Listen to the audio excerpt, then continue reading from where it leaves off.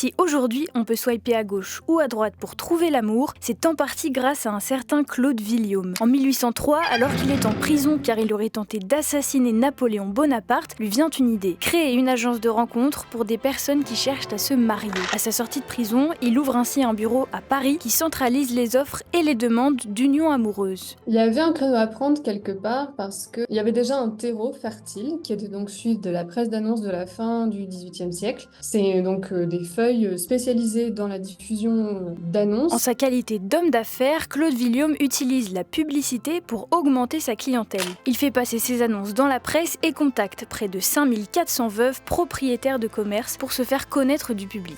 Une dame veuve, âgée de 30 ans et jouissant de 18 000 francs de rente, désire s'unir à un monsieur de 36 à 40 ans. Grâce à son agence parisienne, il devient un personnage médiatique. Caricaturé pour son ego, il multiplie les livres à son effigie, comme Monsieur Villiaume peint par lui-même et travesti par d'autres. Il utilise véritablement son image médiatique pour être le plus connu possible. Lorsque les vaudevilles font de lui un personnage risible, ça l'embête pas tant que ça, parce que de cette manière-là, il se fait quand même connaître et ça augmente encore son activité.